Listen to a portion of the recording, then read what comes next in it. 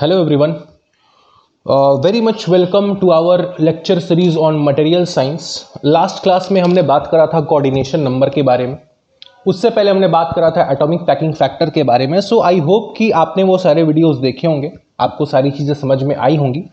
And today we are going to discuss crystallographic directions. Yes, you heard it right. Today we are going to discuss crystallographic directions. Now you must be thinking, sir, ये होता क्या है? Crystallographic directions. So you can see that there are three words. We have crystal, we have graph, and we have direction. We are having three words. You can see it from the heading, right? So from crystal देख करके आप ये guess कर सकते हैं कि here also we are going to talk about a unit cell. Why? Because a unit cell is what a crystal is made up of. So यहां पर भी बात यूनिट सेल की तो होगी ही होगी. But what is new here? The new thing is graph and direction. क्योंकि अभी तक हमने यूनिट सेल के बारे में बात तो करा था, बट ग्राफ और डायरेक्शन की बात नहीं हुई थी. हमने यूनिट सेल को पकड़ करके देखा था कि उसके अंदर कितने एटम्स हैं. हमने यूनिट सेल का एटॉमिक पैकिंग फैक्टर भी निकाला था. हमने यूनिट सेल का कोऑर्डिनेशन नंबर भी निकाला था. But while we were doing these things we did not know where our unit cell was lying in the space. हमारा यूनिट सेल कहां था हमें नहीं पता था. We were just doing our operation but we did not know where our unit cell was lying in the space. But now we are going to fix our unit cell onto a graph. Now why we are doing so? ऐसा करने का जरूरत क्या है? Sir आप बोल रहे हो कि हम एक यूनिट सेल को पकड़ के ग्राफ पे फिक्स करेंगे. Why do we need to do that? Why do we need to fix our unit cell onto the graph? Okay, right. Let me explain you.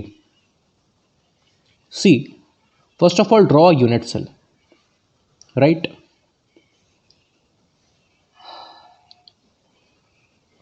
This is our unit cell and we have fixed it over a graph. Now prior to this class अगर मैं आपसे पूछता कि tell me where is this atom lying? We know that in a unit cell, in a simple cubic unit cell, we have atoms at each and every corner of the unit cell, right? So if I would have asked you कि बताइए मुझे कि ये atom कहां पे लाई कर रहा है, क्या आप मुझे बता पाते? जब तक आपके पास एक ओरिजिन, आपके पास एक रेफरेंस सिस्टम नहीं होगा, you can not define the direction. और डायरेक्शन डिफाइन करना इसलिए जरूरी है because we are talking about the crystal. कौन सा एटम कहां लाई कर रहा है, कितने दो एटम्स के बीच में कितना गैप है. if we have to locate a particular atom, and in the next few classes we will also learn about defects कि एक क्रिस्टल में डिफेक्ट्स भी होते हैं. तो डिफेक्ट कहां पर मौजूद है पूरे लैटिस में, if we have to find out then we certainly need to know the directions. अगर डायरेक्शंस हमें नहीं पता होंगे, अगर डायरेक्शंस हम डिफाइन नहीं करेंगे, then how can we locate the defect if it is present in a crystal? So in order to locate the atoms and the point where the defect is present, we need to have a direction and we need to have a system to define the direction, right? So that is why study of direction is important. So in order to study the direction, what we have done, we have fixed our unit cell onto a graph, right? Now the next question arises, sir, okay, you have fixed the unit cell onto a graph. Now how are you going to define a direction? See, there are certain rules which you have to follow if you have to find out the direction of any given point or any given atom. Now suppose that I tell you to define the direction of this point which is lying here just at the middle of this edge. This is the edge and this point is lying just at the middle of this edge and the edge length of this cube is A. And I told you to define the direction for this point. So how you can define the direction? You can define the direction by following a certain number of steps. Now very carefully listen, what are the number of steps, what are the steps you have to follow in order to define the direction for this point. The first step is to draw a vector from the origin up to this point. You have to draw a vector joining the origin to this point. Okay, so let us draw the vector. Right, this is our vector. The second step is to draw the projection of this vector on x, y and z axis. This is our point, right? What we have done, we have drew a vector from the origin up to this point, and the next step is to draw the projection of this vector onto x axis, y axis and z axis. So what will be the projection of this vector on x axis? This point is lying just at the middle of this edge, so the projection of this vector on x axis will be this length. And how much is this length? This length is equal to a by 2. Why? Because this point is lying just at the middle of this edge, so this is a by 2, so this length is also going to be equal to a by 2. Now what is the projection of this vector? What is the projection of this vector on y axis? On y axis it is having a projection equal to a. And what is the projection of this vector on z axis? It is 0. Why? Because in order to reach this point, you don't have to move even a single length on the z axis. You don't have to move it. Also, if you will project this point, or if you will project this vector on the z axis, it will coincide with the origin. It is not having any projection on the z axis. So what are the projections you have got here? You have got projection on x axis, you have got projection on y axis, but on z axis the projection is 0. How much is the projection on x axis? It is a by 2. How much is the projection along y axis? It is a. So what अभी तक हमने क्या करा? First of all हमने एक vector बनाया origin को इस पॉइंट से कनेक्ट करते हुए. सेकेंड स्टेप हमने क्या करा कि जो वेक्टर हमने बनाया उस वेक्टर का एक्स एक्सिस, वाई एक्सिस और जेड एक्सिस पे प्रोजेक्शन लिया. प्रोजेक्शन लेने के बाद हमारे पास क्या क्या प्रोजेक्शन आया? a by 2, a and 0. Now what is the next step? The third step is to replace the parameter a with 1. If you are having a parameter, here the parameter is a, then you have to replace the parameter with 1. So replacing the parameter with 1, what do we get here? We get 1 by 2, 1 and 0.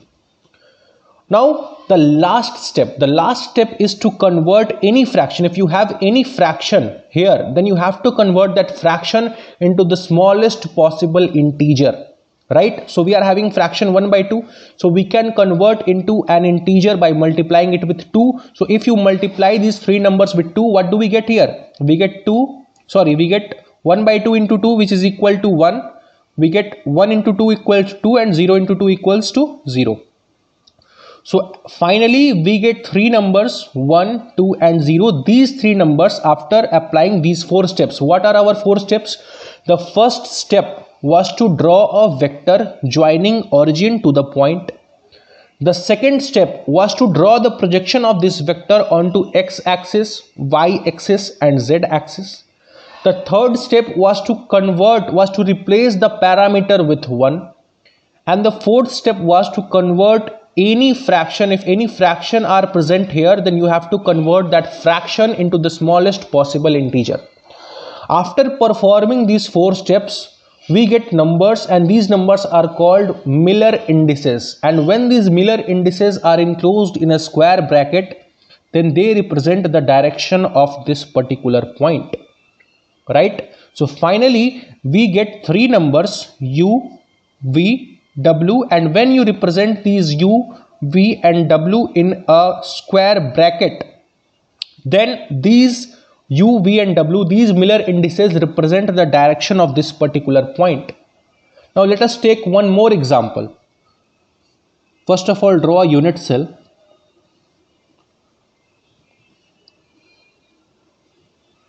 I hope कि आपको चीज़ें समझ में आ रही होंगी.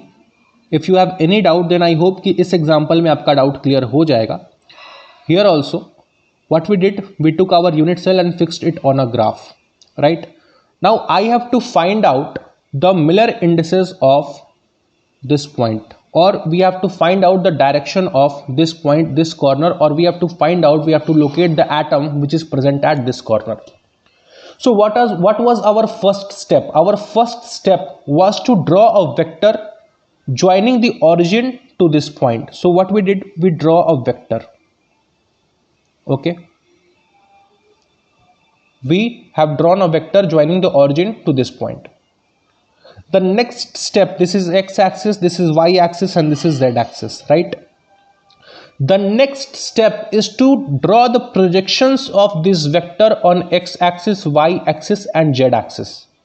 हमें क्या करना है कि जो वेक्टर हमने बनाया उस वेक्टर का प्रोजेक्शन हमको ड्रॉ करना है एक्स एक्सिस पे, वाई एक्सिस पे और जेड एक्सिस पे. तो ये जो वेक्टर हमने बनाया है, again the edge length is a here. ये जो वेक्टर हमने बनाया है, अगर इस वेक्टर को हम एक्स एक्सिस पे प्रोजेक्ट करेंगे तो क्या आएगा, कितना लेंथ आएगा? We are going to have this much projection, यहां से लेकर के यहां तक. What is the length of the projection? It is equal to A.